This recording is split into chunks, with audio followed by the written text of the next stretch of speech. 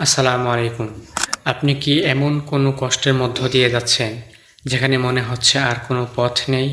অনেক দোয়া করেছেন, অনেক চেষ্টা করেছেন, কিন্তু কিছুই বদলাচ্ছে না? তাহলে আজকের এই ভিডিওটা শেষ পর্যন্ত দেখুন। কারণ আজ আমরা কোরআন ও সুন্নাহর আলোকে জানব কেন একজন মুমিন কখনো আল্লাহর রহমত থেকে নিরাশ হতে পারে না, আর কীভাবে সবচেয়ে কঠিন সময়েও আশা ধরে রাখা যায়। চলুন আমরা মূল আলোচনাটা শুরু করি। প্রিয় ভাই ও বোন, জীবন কখনোই সবসময় সহজ থাকে না। কখনো অর্থের কষ্ট, কখনো অসুস্থতা, কখনো প্রিয়জন হারানোর বেদনা, এগুলো আমাদের জীবনকে ভারী করে তোলে। এমন সময় অনেকেই মনে করেন হয়তো আল্লাহ আমাকে ভুলে গেছেন, কিন্তু একজন মুমিনের বিশ্বাস এমন হতে পারে না। আল্লাহ তাআলা পবিত্র কোরআনে বলেন, বলুন হে আমার বান্দারা, যারা নিজেদের উপর সীমা লঙ্ঘন করেছ, তোমরা আল্লাহর রহমত থেকে নিরাশ হও না। নিশ্চয় আল্লাহ সব গুনাহ ক্ষমা করেন। সূরা আজ-জুমার। এই আয়াত শুধু গুনাহগারদের জন্য নয়, বরং হতাশ মানুষের হৃদয়েও আশার আলো জ্বালায়। এবার কথা হচ্ছে, কেন আমরা হতাশ হয়ে পড়ি? দেখুন, অনেক সময় আমরা চাই আমাদের দোয়ার উত্তর এখনই আসুক। আমরা সাথে সাথে সব কিছু চাই, কিন্তু আল্লাহ তাআলা আমাদের জন্য এমন কিছু জানেন যা আমরা জানি না। হতে পারে এই বিলম্বের মধ্যেই আপনার জন্য কল্যাণ রয়েছে, অথবা এই পরীক্ষায় আপনাকে আল্লাহর আরও কাছে নিয়ে যাচ্ছে, অথবা আল্লাহ আরও উত্তম কিছু আপনার জন্য সংরক্ষণ করে রেখেছেন। নবীদের জীবন থেকে একটু শিক্ষা নেওয়া দরকার। নবীদের জীবন দেখুন। নবী আইয়ুব আলাইহিসসালাতু ওয়াসসালাম দীর্ঘ সময় কঠিন পরীক্ষায় ছিলেন, কিন্তু তিনি ধৈর্য হারাননি। নবী ইউনুস আলাইহিসসালাতু ওয়াসসালাম অন্ধকারের মধ্যে আল্লাহকে ডাকলেন, আর আল্লাহ তাকে উদ্ধার করলেন। নবী ইয়াকুব আলাইহিসসালাতু ওয়াসসালাম বহু বছর সন্তান থেকে বিচ্ছিন্ন ছিলেন, তবুও তিনি আল্লাহর প্রতি আশা হারাননি। তাদের জীবনে শিক্ষা হলো, পরীক্ষা যত দীর্ঘই হোক, আল্লাহর সাহায্য অবশ্যই আসে তার নির্ধারিত সময়ে। আচ্ছা, এবার কথা হচ্ছে, দোয়া কি কবুল হয়?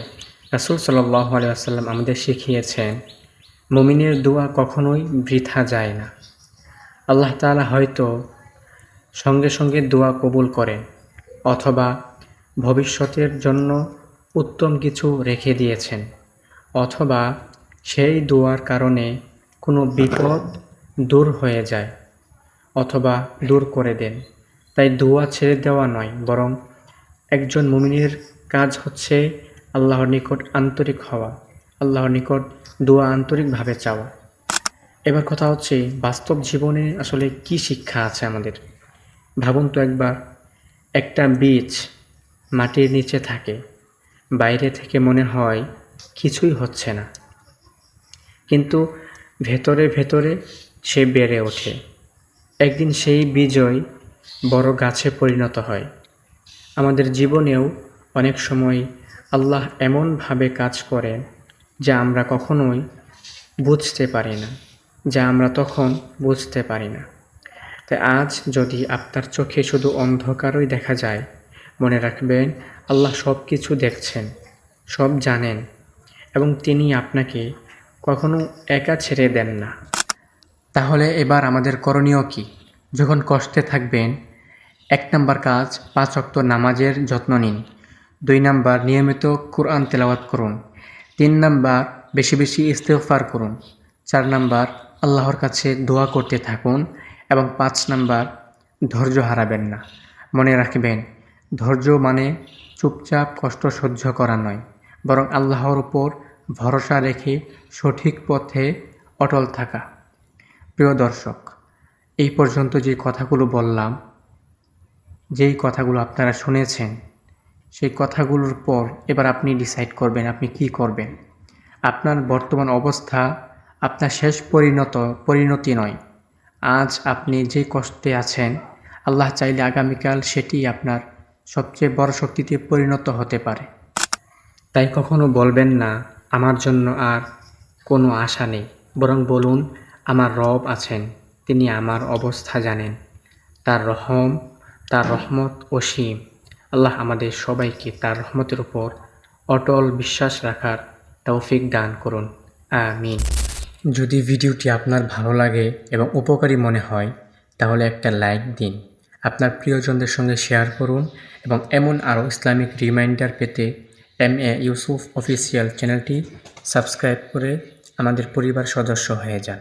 দেখা হবে নতুন কোনো ভিডিওতে, সেই পর্যন্ত সকলের সুস্বাস্থ্য কামনা করছি। আসসালামু আলাইকুম ওয়া রাহমাতুল্লাহি ওয়া বারাকাতুহু।